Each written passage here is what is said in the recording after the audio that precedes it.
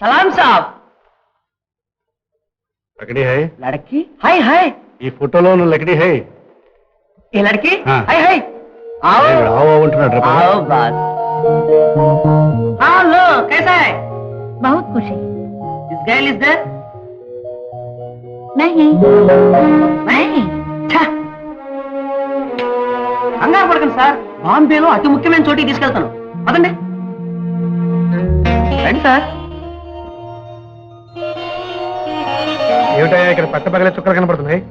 ఇది దేవలోకం గురు. ఇక్కడ రాత్రే పగలు, పగలే రాత్రి. మీరెతుకుతున్న పిల్ల ఇక్కడ కూడా దొరకలేదంటే మీరు సరాసరి అరేబియా సముద్రంలో దూకేసి కాకినాడ రేవులో తేలొచ్చు. రండి సార్, కూర్చోండి.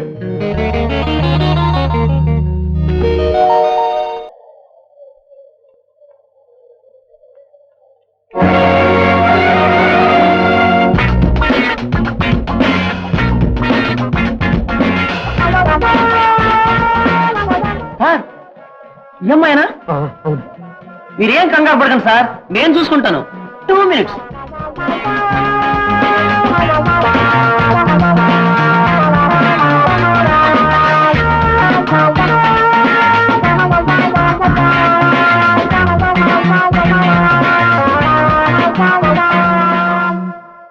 Congratulation sir. ఆ అమ్మాయిని మీ వెంట తీసుకెళ్ళటం ఖాయం. ఆ అమ్మాయితో అన్ని విషయాలు మాట్లాడాను. ఆ అమ్మాయి ఇప్పుడు మేడ పైన రూమ్ నెంబర్ 1017 లో ఉంది. మీరే వెళ్ళి అన్ని విషయాలు స్వయంగా మాట్లాడుకోవచ్చు.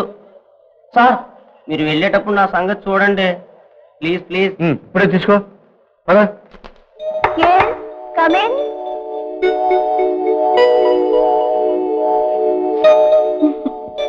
నమస్తే జీ. నమస్కారం అమ్మా. అచ్చా, తెలుగుదేశం. కూర్చోండి. మీ ఇద్దరిలో నన్ను డబ్బిచ్చి కొనుక్కుంటుంది ఎవరు? నేను మిమ్మల్ని ఏమని పిలవాలి? మనం ఏ ఊళ్ళో క్యాంప్ ఉంటాం? మీకు నమస్కారం అమ్మా కన్నా ఎక్కువ తెలుగు తెలీదా? తెలుసమ్మా, కానీ ఈ పరిస్థితిలో ఏం మాట్లాడాలో తెలియక తెలుగు భాషే తెల్లబోయిందమ్మా. సిగ్గా? అవునమ్మా, ఒక ఆడపిల్ల జీవితంతో దేవుడిలా ఆటలాడుకుంటున్నాడే అని. నవ్వెందుకు? ఇలాంటి చోటుకొచ్చి వేదాంతాలు మాట్లాడుతున్నారే, నవ్వు రాదా? నీ పేరేమిటి? కళ, మాల, రాజీ, విజి, సంధ్య, బింధ్య, ఇలా ఒక్కొక్క రోజుకి ఒక్కొక్క పేరు. భగవంతుడుకున్నన్ని పేర్లున్నాయి. చూడమ్మా, నీకు వ్యాపారంలో చాలా పేర్లు ఉండొచ్చు, కానీ మీ అమ్మా నాన్న పెట్టారే ఆ పేరేమిటమ్మా? అమ్మ అంటే తెలుసు, నాన్న అంటే అది ఎలా ఉంటుంది సార్? ఇక్కడికి రాగానే నన్ను ఏమని పిలవాలని అడిగేవే, గుర్తుందా? ఇప్పుడు చెప్తున్నానమ్మా, నన్ను నాన్న అని పిలువు, దాని అర్థం తర్వాత చెప్తాను.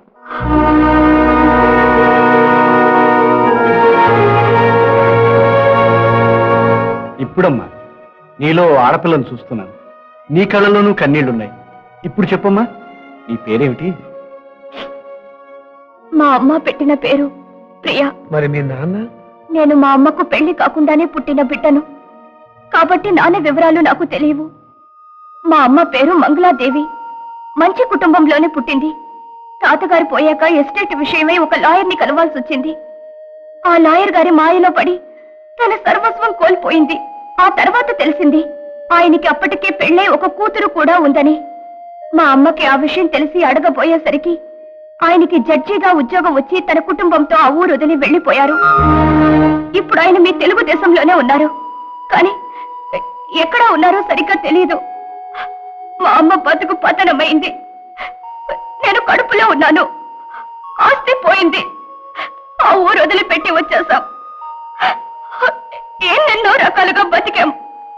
చివరికి ఈ లోకం మంగళాదేవి బతుక్కి మంగళం పాడేసింది సార్, మంగళం పాడేసింది. ఏమ్మా, ఆ తర్వాత నువ్వు మీ నాన్నగారిని కలుసుకోవడానికి ప్రయత్నించలేదా? ఎందుకు లేదు, ఆయన నాకు దొరకలేదు. కానీ నేను ఒక బ్రోకర్ కి దొరికాను. ఆ తర్వాత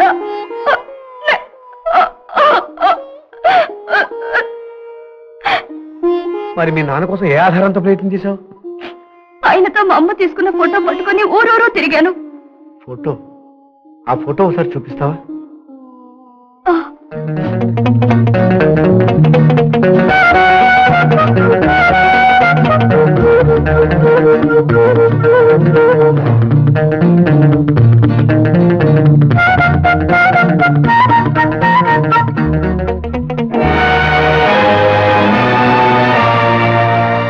రాంబాబు, వెంటనే వెళ్ళి వీళ్ళ కాంట్రాక్టర్ని కలుసుకో. ఎంత డబ్బైనా పర్వాలేదు, వాడి మొహం మీద కొట్టి ఈమెను విడుదల చేస్తున్నట్టు కాగితం రాయించుకురా. వెళ్ళు. చూడమ్మా, మీ నాన్న ఎవరో తెలియనప్పుడు నన్ను నాన్న అని పిలవమన్నాను, కానీ ఇప్పుడు అలా పిలవద్దు. నన్ను నాన్న అని పిలిచిన వాళ్ళు ఎవరూ సుఖపడలేదమ్మా. It's all right. నీ కన్న తండ్రిని, నీకు తోడబుట్టిన అక్కయ్యని నీకు చూపిస్తా. మిగిలిన విషయాలని ఫ్లైట్ లో మాట్లాడుకో కదమ్మా.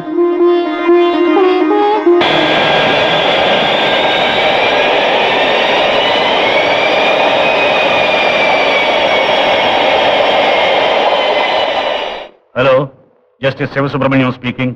నేను రాంబాబు బాబాయ్ రామకృష్ణన్ సార్. మీతో ముఖ్యమైన విషయం మాట్లాడాలి. నేనేది వినడానికి సిద్ధంగా లేను. మీ అమ్మాయి భాను విషయం. ఏదైనా సరే. మీ అల్లుడు రాంబాబు విషయం అండి. ఏదైనా నేను వినేది లేదు. మద్రాసు బొంబాయి అంతా తిరిగి నేను ఇప్పుడే వస్తున్నాను సార్. నేను వినను అని ఎన్నిసార్లు చెప్పాలి నీకు? మంగళాదేవి విషయం కూడానా? మరి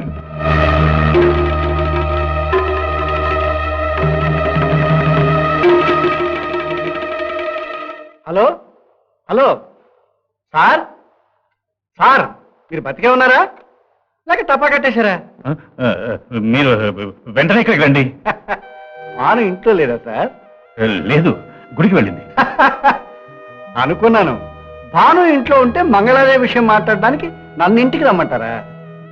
మీరు త్వరగా ఇక్కడికి వస్తున్నారా లేదా? ఫోన్లో దూరం రమ్మంటారా సార్? కొంచెం ఆగండి సార్, వెంటనే వచ్చేస్తున్నాను.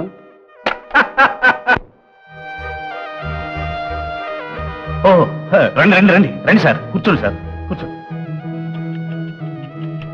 రండి కూర్చోండి సార్. ఆహా, ఆ రోజు గెటౌట్ అన్న ఈ నోటితోనే మర్యాద. ఏమైనా మంగళాదేవి మహిమండి. చాయ్ మంగళాదేవి. ఆగండి సార్. ఏమిటి సార్, తమరు కూర్చోబోతున్నారా? అవునండి. ఏ నేరస్తున్నైనా కోర్టులో కూర్చోబెట్టి విచారణ చేశారా సార్ మీ అనుభవంలో? What do you mean? అర్థం కాలేదా? చేతులు కట్టుకు నిలబడి సమాధానం చెప్పండి అంటూ. This is too much. ఏది sir too much? Main line లో ఒక రైలు ఉండగానే లూప్ లైన్ లో ఇంకో రైలు మీద తెరగా సవారీ చేశారే మీరు, అది టూ మచ్ కదా? నిలబడవయ్యా. నిడదవోల్లో వకీలుగా ఉంటూ కోర్టులో కేసులు లేనప్పుడల్లా కేసుందని పెళ్లంతో బుకాయించి కొవ్వూరు బస్సు ఎక్కేసి మంగళాదేవి కేసు పరిశీలించారా మీరు, అది టూ మచ్ కదా? నిలబడవయ్యా. గర్భిణీ కూతుర్ని పుట్టింటికి పంపించేశామని మా మీద గంగవీరులు ఎత్తిపోయే జస్టిస్ శివసుబ్రహ్మణ్యం.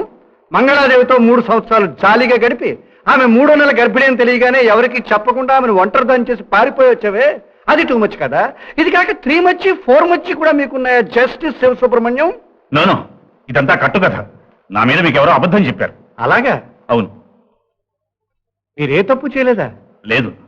ఓహో, అమ్మా ప్రియా, ప్రియా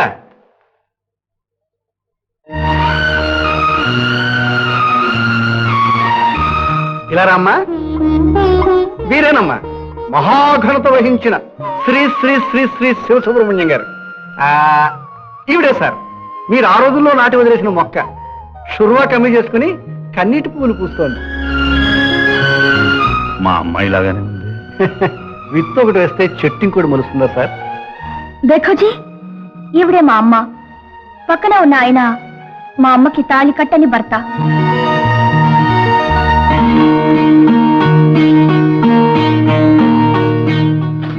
బాగున్నావమ్మా? 20 సంవత్సరాలు ముందు అడగవలసిన ప్రశ్న ఇప్పుడు అడుగుతున్నారా? Very good father, very great affection. అవును, లేటుగా అడుగుతున్నాను. మంగళాదేవి ఇప్పుడు ఎక్కడుంది? ఆవిడ కూడా లేటే. Late Mangaladevi. Oh, I'm very sorry. I'm very happy sir. ఏమైనా చాలా కాలం తర్వాత తండ్రి కూతుళ్ళు ఇద్దరు కలుసుకున్నారు. మాట్లాడుకోవాల్సిన విషయాలు చాలా ఉంటాయి. మీ మధ్యన ఎందుకు వెళ్ళొస్తాను సార్. రామకృష్ణ గారు, ఎక్కడికండి? మరి ఈ అమ్మాయి? అదేమిటి సార్, ఈ అమ్మాయి మీ అమ్మాయి మీ ఇంట్లో ఉంటుంది, కానీ మా ఇంట్లో ఉండాల్సిన మా భానును మాత్రం మా ఇంటికి పంపించేయండి. రామకృష్ణ గారు, క్షమించండి. ఇది నలుగురికి తెలిస్తే మర్యాదగా ఉండదు. ఈ అమ్మాయికి పెళ్ళయిందా? నాకు నిత్య కళ్యాణం.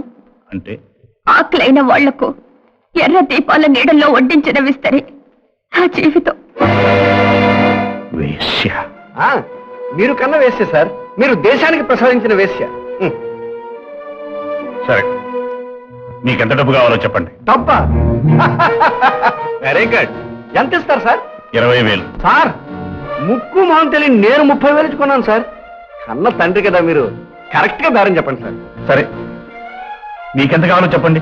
ఒక్క మాట, ఒకే ఒక్క మాట, బహిరంగంగా ఊరందరి ముందు ఈ ప్రియ మీ కూతురని అంగీకరించాలి.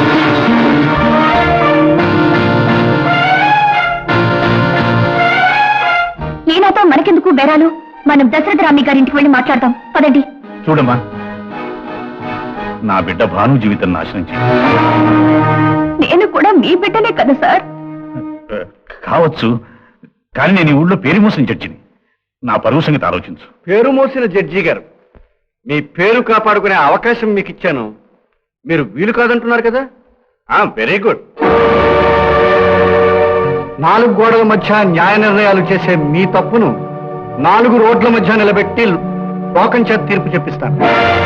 ఊరికి ఉపదేశం చేసే మీ బతుకు గురివిందగించ బతుకని మీ కన్న బిడ్డల చేత చెప్పిస్తాను. అప్పుడు ఒప్పుకుందరు కానీ మీ తప్పు. మీరు చేసిన ఒక హీనమైన పని వల్ల మీ ఇద్దరు బిడ్డలు ఎంత నష్టపోయారో మీకే తెలిసేట్ చేస్తాను. అప్పుడు ఒప్పుకుందరు కానీ మీ తప్పు. అంతవరకు సెలవు. పదమ్మా ప్రియ, మీరు ఆలోచించుకోవడానికి ఎంత టైం కావస్తే అంత టైం తీసుకోండి, మరేం పర్వాలేదు.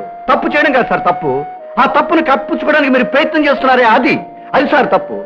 పదమ్మా. సార్, కన్న తండ్రిని మొదటిసారి చూసిన జ్ఞాపకంగా మిమ్మల్ని ఒక్కసారి మనసారా కౌగిలించుకుని ఏడవాళ్ళుంది.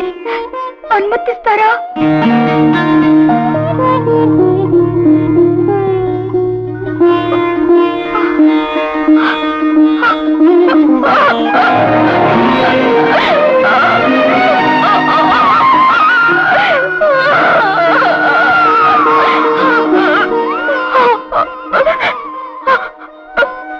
ఈ అమ్మాయి మిమ్మల్ని కావలించుకుంది ప్రేమతో అనుకున్నారా?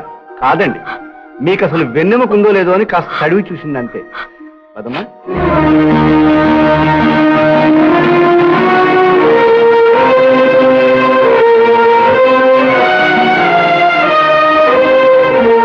దీనికంతటికీ కారణం మా నాన్నే అన్నమాట.